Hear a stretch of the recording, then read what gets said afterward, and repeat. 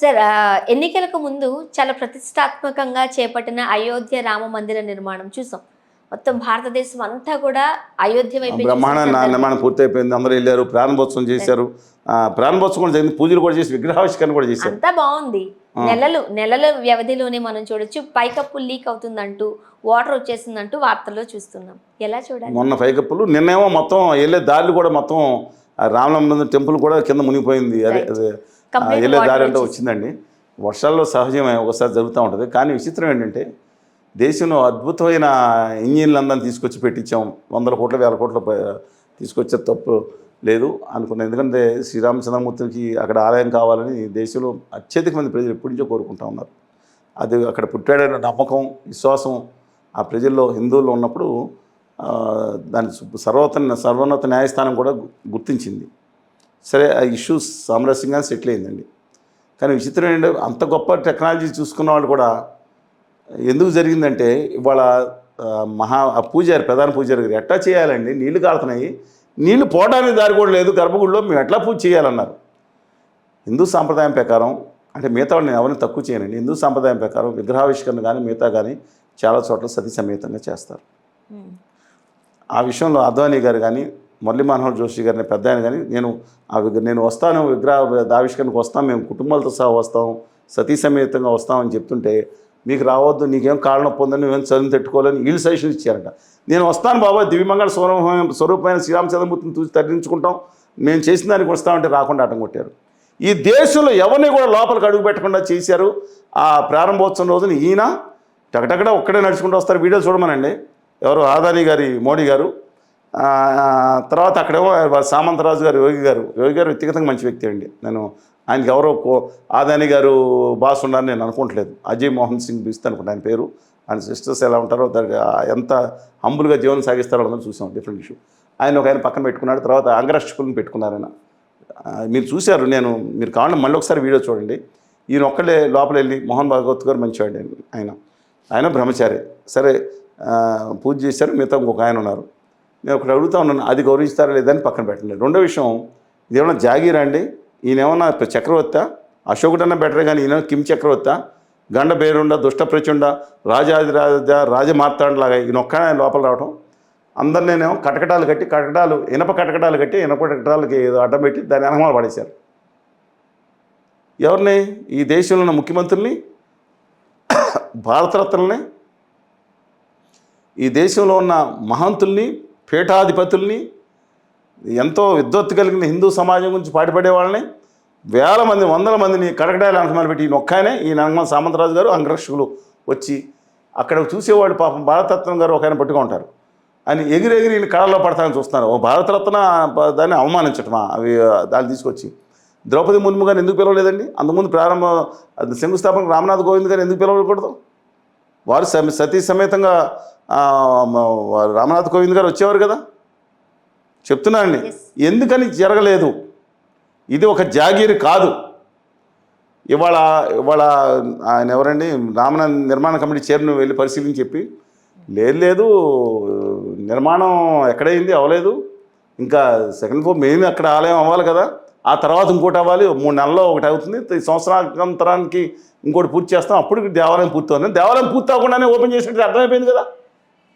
ఎన్నికల ముందు తమ స్వార్థం కోసం, శ్రీరామచంద్రమూర్తిని వాడుకోవడం కోసం ఇది చేసిన దుర్మార్గం అండి ఇది. ఆఖరికి భద్రాచలం మొత్తం దేశంలోనే 2వ అతిపెద్ద రాముని దేవాలయంగా ప్రసిద్ధి చెందిన భద్రాచలం దేవాలయానికి సంబంధించిన పెద్ద పూజారులని, వాళ్ళ కమిటీని కూడా పిలవలేదండి సరిగ్గా. ఏమని ఆలోచించాలని? జాగీరా? ఒక్క ఆదాని గారి పార్టీని, వెస్ట్ ఇండియా కంపెనీ, ఉత్తర భారతీయ జనతా పార్టీ విమర్శిస్తే బీజేపీని విమర్శించినట్టు కాదు. బీజేపీ చెప్పాను కదా, వాళ్ళు సెలెక్ట్ చేస్తామని చెప్పాను, మదన్ మాలయ్య గారికి, జనసంఘ. కానీ ఇవాళ నేను అడుగుతాను, ఏంటి దౌర్భాగ్యం? అందుకని శ్రీరామచంద్రమూర్తి అన్నీ చూసే ఉంటారు. చూసే ఉండి అయోధ్యలో ఉత్తర భారతీయ ఆదాని గారి పార్టీ ఓటమి చెందింది. వారణాసిలో మోడీ గారే 3 రౌండ్లు వెనకబడిపోయారు. దేశం ఆనందంగా గుండి చాలామంది, అమ్మయ్య ఏ గడ్కరీ గారో లేకపోతే యోగి ఆదిత్యనాథ్ గారు వస్తారేమో అనుకున్నారేమో. మళ్ళీ ఏం చేశారు? మాయమచ్చింద్ర వీళ్ళు మరి అధికారులు ఉంటారు కదా, దైవ ఇచ్చే వేరే ఉన్నా ఇంకేమైంది అక్కడ. మొత్తానికి వారణాసిలో అయోధ్య డివిజన్లో ఉన్న 7 పార్లమెంట్ సీట్లు 5 సీట్లు ఓడిపోయింది ఉత్తర భారతీయ జనతా ఆదాని గారి పార్టీ. అక్కడ 12 సీట్లు 7 సీట్లు ఓడిపోయింది వారణాసి డివిజన్లో కూడా. అందువల్ల నేను అనేది మతాన్ని రాజకీయాల కోసం ఉచితంగా వాళ్ళు వాడుకోకూడదు. ఈ పార్టీ కానీ, ఎంఐఎం పార్టీ కానీ, క్రిస్టియన్ డెమోక్రటిక్ పార్టీ కానీ, ఐయుఎంఎల్ కానీ అనేక పార్టీలు ఉన్నాయండి. శివసేన కానీ, అకాలీదళ కానీ మతాన్ని రాజకీయం కోసం వాడుకోవటం మంచి పద్ధతి కాదు. తమ హక్కుల్ని తమ సాధించుకోవటం మంచి పద్ధతే. కానీ ఈ ప్రజలు దాన్ని ఒక ఫ్యాన్ఫేర్గా చేసేసి శ్రీరామచంద్రమూర్తి గారి విమంగళ స్వరూపాన్ని ఆవిష్కరించే విషయంలో కూడా కెమెరాలు 10 నిమిషాలు ఆయన వైపు, మోడీ గారి వైపు, ఒక 6 నిమిషం స్వామి గారి వైపు ఏంటో ఆయన చూశారు.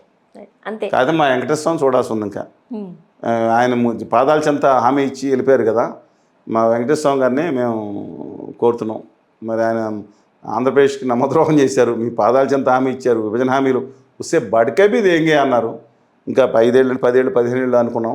99% హామీలు 90% హామీలు అమలు చేయలేదు.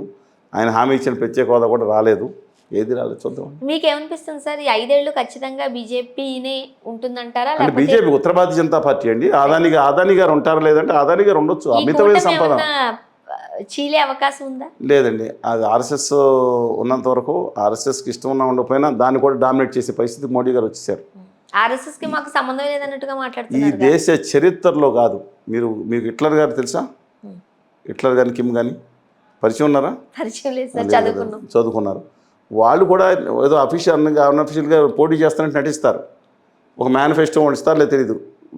మొట్టమొదటిసారి దేశ చరిత్రలో హిందూ మహాసభ 1915లో పెట్టిన తర్వాత, భారతీయ జనసంఘ్ 1952లో పెట్టిన తర్వాత, 1980లో బీజేపీ పార్టీగా మారిన తర్వాత ఏ రోజు కూడా ఒక మేనిఫెస్టో ఇంత పెట్టుకుని దాంట్లో 53 ఫోటోలు మోడీ గారు వేసుకుని ఔరేక్ బాల్ మోడీ సర్కార్ని పెట్టారు. బీజేపీ సర్కార్ కాదు, ఎన్డీఏ సర్కార్ కాదు. ఈ 109 సంవత్సరాల హిందూ మహాసభ జనసంఘ్ భారతీయ జనతా పార్టీ చరిత్రలో మొట్టమొదటిసారి బీజేపీ అని లేకుండా ఔరేక్ బార్ మోడీ సర్కార్. 53 ఫోటోలు మోడీ గారి, 61 సార్లు మోడీ గారి పోయారు. మీరు కావాలంటే ప్రతి ఒక్కళ్ళు ఒకసారి చూసుకోండి. ఆయన వీరాభాను కూడా చూసుకోండి. ముఖ్యంగా భారతీయ జనతా పార్టీ వాళ్ళు చూసుకోండి. ఉత్తర భారతీయ జనతా పార్టీ ఆదాని గారి శిష్యుల గురించి మాట్లాడలే.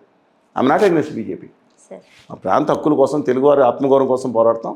బీజేపీ పార్టీ నెగ్గాలను కోరుకున్నాం. 2014 తిరిగా నేను అది నెగ్గితే కనీసం విభజన హామీలు అమలవుతాయని కూడా వ్యతిరేకత లేదండి. కానీ వాళ్ళు చేస్తున్న మోసం చూశారు తెలుగు జాతికి. ఇది అన్యాయం. దానికి మతాన్ని అడ్డం పెట్టుకుంటాం అన్యాయం. నితిన్ గడ్కరీ గారి మతానికి వ్యతిరేకమా? రాజ్నాథ్ సింగ్ గారి మతానికి వ్యతిరేకమా? అజయ్ మోహన్ సింగ్ బిస్త్ గారు అన్నమాట మన ఎవరో యోగి ఆదిత్యనాథ్ గారి వ్యతిరేకం కాదు కదండి. Let's wait and see. Sir, లోక్సభలో ప్రతిపక్ష నేతగా రాహుల్ గాంధీ గారు ఉన్నారు. సో భవిష్యత్తులో పీఎంఐ అవకాశాలు చాలా మెండుగా కనబడుతున్నాయంటూ అక్కడి నుంచి వార్తలు వస్తున్నాయి. లేదండి, ఆయన ఎప్పటికన్నా ప్రైమ్ మినిస్టర్ అయ్యే అవకాశం ఉంటుందని అనుకుంటున్నాను. ఉంటుందని అనుకుంటున్నాను. డెఫినెట్గా అయ్యే అవకాశం.